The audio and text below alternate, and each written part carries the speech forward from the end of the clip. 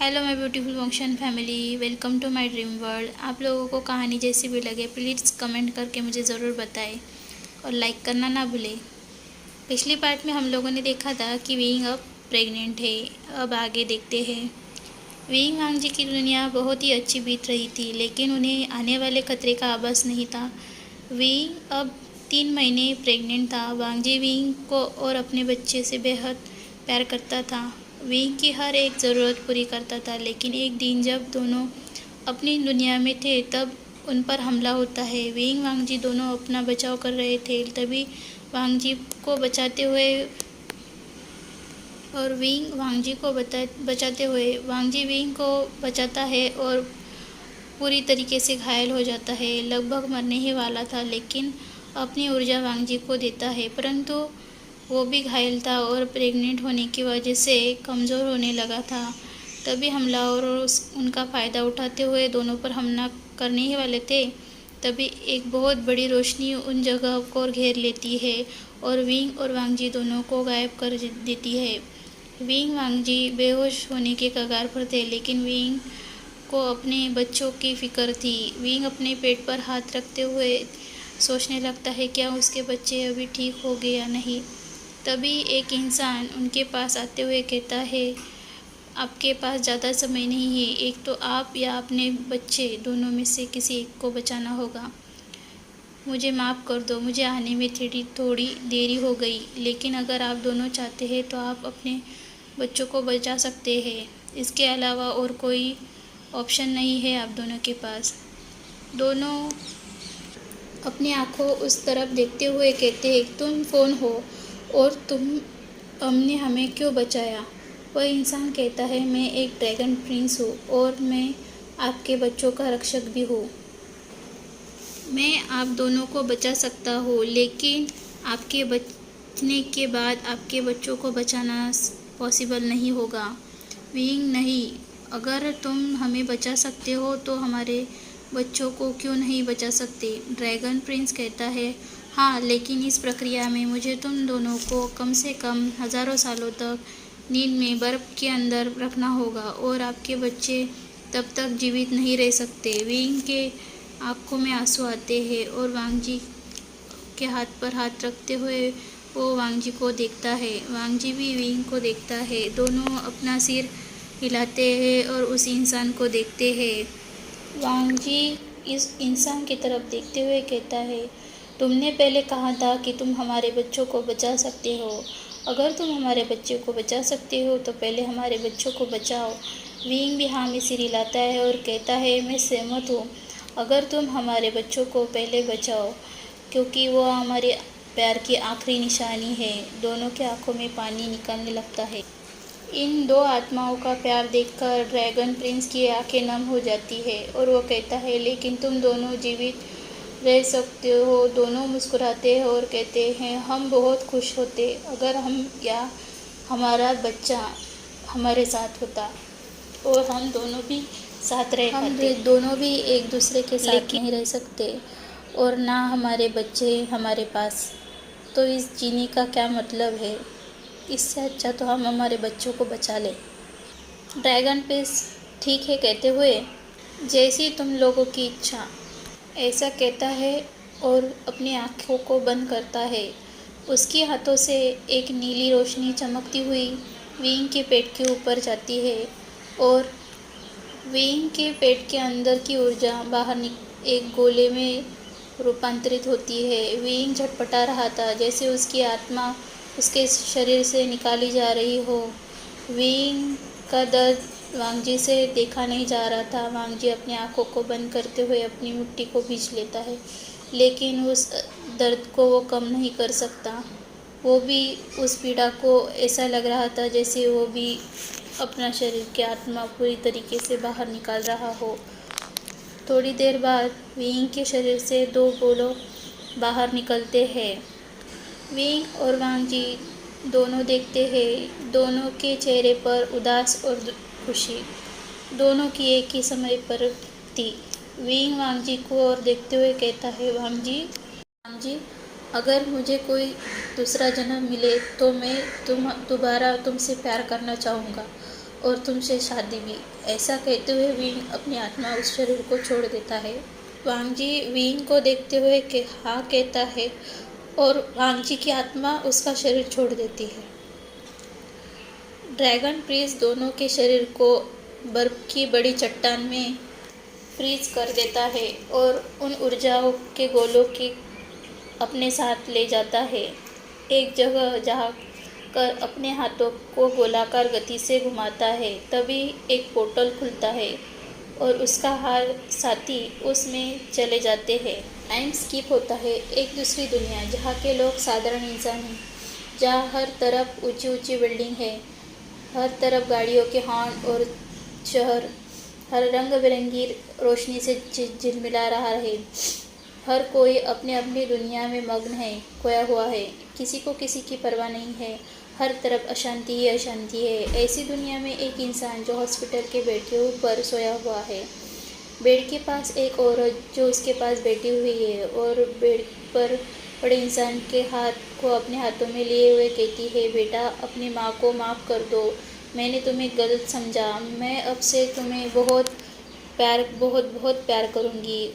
बेटा, तुम्हें हमेशा मुझसे शिकायत थी कि मैं तुम्हें चेंग और यानली जैसा प्यार क्यों नहीं करती, लेकिन मैं तुमसे वादा करती हूँ कि मैं अब से तुमसे बहुत ज़्यादा प्यार करूँगी। वो ऐसा कहती है तभी वहाँ कोई आता है और कहता है, माँ आप अभी भी यहाँ है। वह चेंग था। वह आगे कहता है, माँ मैं यहाँ रहूँगा, आप जाइए।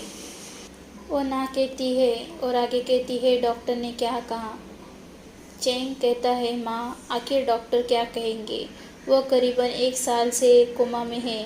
वो एक ही बात कहते हैं कि पता नहीं। बस चेंग एक गहरी सांस लेते हुए अपनी माँ को देखता है और कहता है, काश उस दिन उसने मुझे बचाया नहीं होता तो आज उसकी हालत यह न होती। माँ है ना माँ। चेंग की माँ उसकी आंखों में आंसू आते हैं और वो कहती है, नहीं बेटा ऐसा मत कहो, तुम दोनों में से मैं किसी को इस तरह नहीं देखना चाहती थी। तभी एक डॉक्टर अंदर आते हैं और कहते हैं, सर पेशेंट को ये इंजेक्शन लगाना है। चेंग हाँ कहता है, लेकिन मैडम यूँ कहती है, क्या लेकिन डॉक्टर ने तो ऐसा नहीं कहा था।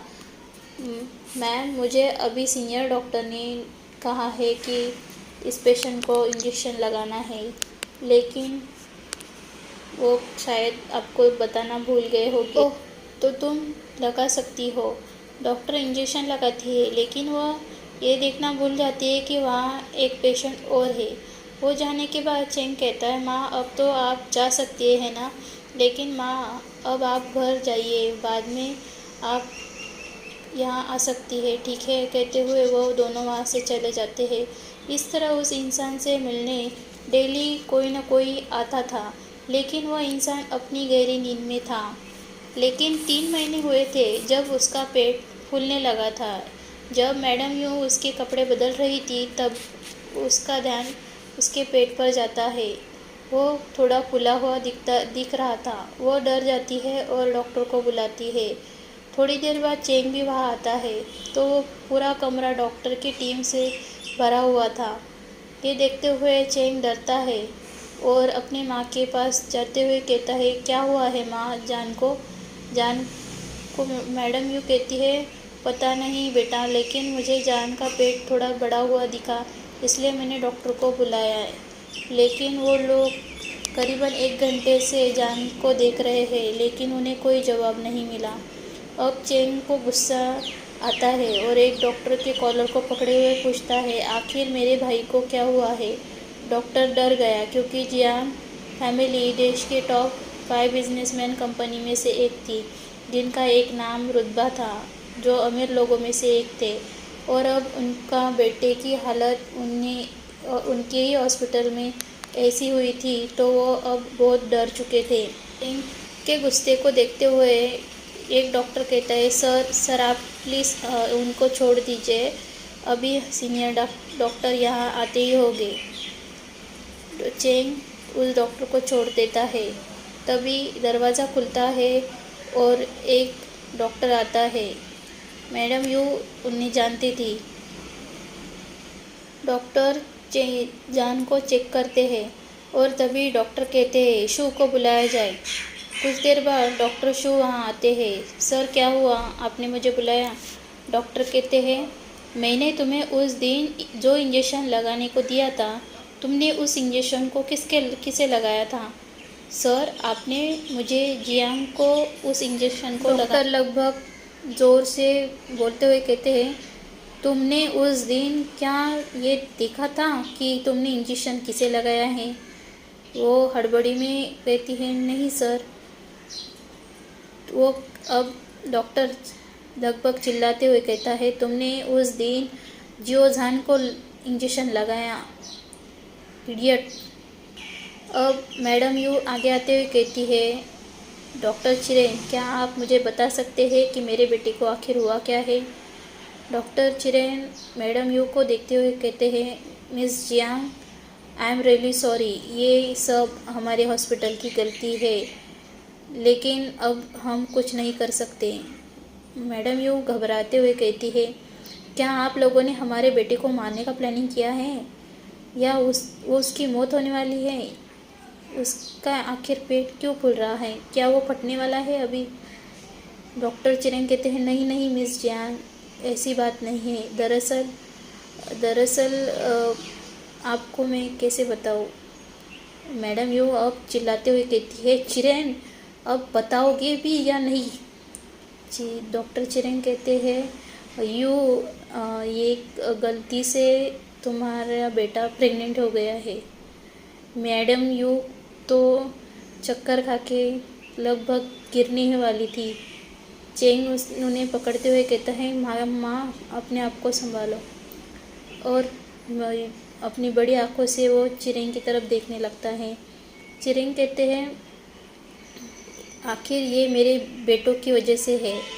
चेंग लगभग चिल्लाते हुए कहता है क्या इस डॉक्टर में इतनी सिक्योरिटी होने के बाद, और मेरा भाई तो बेहोश है और आपके बेटों ने उसे प्रेग्नेंट कर दिया और आप बहुत खुश हो रहे हैं?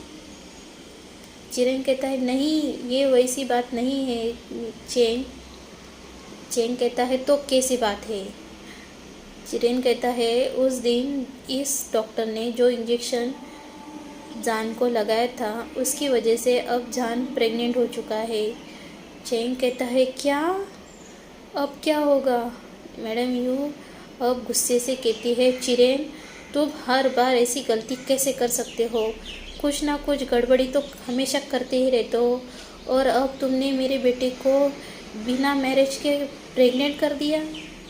वो अपने माथे को पकड़ लेती है और कुर्सी पर बैठते हुए कहती है अब मेरे बेटे को क्या होगा? और ऊपर से वो बेहोश है, वो कोमा में है, वो बच्चे को बर्थ तो कैसे देगा? चिरेंग कहता है कोई टेंशन में हम कुछ ना कुछ हल ले। अब चिरेंग इतना हकलाता है क्योंकि उससे बहुत बड़ी गलती हो चुकी थी उस डॉक्टर की वजह से। उसे समझ में नहीं आ रहा था कि मैडम यू को कैसे समझाया जाए। थोड़ी देर बाद जियांग फेंगमे और यानली दोनों वहाँ आते हैं। यानली चेंग के पास जाकर खड़ी हो जाती है और फेंग यू के पास चले जाते हैं। यू को देखते हुए कहते हैं यू क्या हुआ है हमारे बेटे को? मैडम यू कहती है तुम्हारा बेटा प्रेग्नेंट है। जियांग फेंगमे कहते हैं यू इतनी सीरियस कंडीशन में क्या तुम मजाक कर रही हो? मैडम यू अपने पति को गुस्से से देखती है। जियांग फेंगमे यू से अपनी नज़र चुराते हुए डॉक्टर चिरेंग के ऊपर देखने लगते हैं। क्या बता सकते हो चिरेन, आखिर मेरे बेटे को क्या हुआ है? डॉक्टर चिरेंग कहते हैं तुम्हारा बेटा प्रेग्नेंट है। जियांग फेंगमे कहते हैं चिरेन तुम एक डॉक्टर होके भी और ऐसे मजाक कैसे कर सकते हो? आखिर बता सकते हो मेरा बेटा है, मेरी बेटी नहीं। तुम्हें मेरे बेटे को प्रेग्नेंट कैसे कर सकते हो? डॉक्टर चिरेन कहते हैं हाँ वही तो, तुम्हारा बेटा ही प्रेग्नेंट है। अब जियांग फेंगमे गुस्से से कहता है चिरेन तुम बेवकूफ़, क्या अपना दिमाग घर पे छोड़ा के हो? मेरा बेटा प्रेग्नेंट कैसे हो सकता है? मेरा बेटा है वो, बेटी नहीं। चिरेन कहता है हाँ तुम्हारा बेटा ही प्रेग्नेंट है। फेमिया अब अपने माथे को पकड़े हुए यू के पास बैठते हुए कहता है, चिरेन, तुम मेरे बेटे को प्रेग्नेंट कैसे कर सकते हो? ऊपर से वो कोमा में है। चिरेन कहता है, वही तो मैं भी तो सोच रहा हूँ कि आखिर ये इंसान प्रेग्नेंट कैसे हो सकता है। फेमिया और यू दोनों घूरते हुए चिरेन को देखने लगते हैं। चिरेन कहता है, अच्छा अच्छा ठीक है, तुम लोग यहीं बैठो और हाँ मैं अभी आता हूँ। ऐसा कहते हुए वो वहाँ से निकलता है और बाहर जाके किसी को फ़ोन करता है। क्या आप जानना चाहेंगे कि स्टोरी इतनी 90 डिग्री चेंज कैसे हो गई? आखिर हिस्ट्री से निकलकर मॉडर्न वर्ल्ड में कैसे आ गई?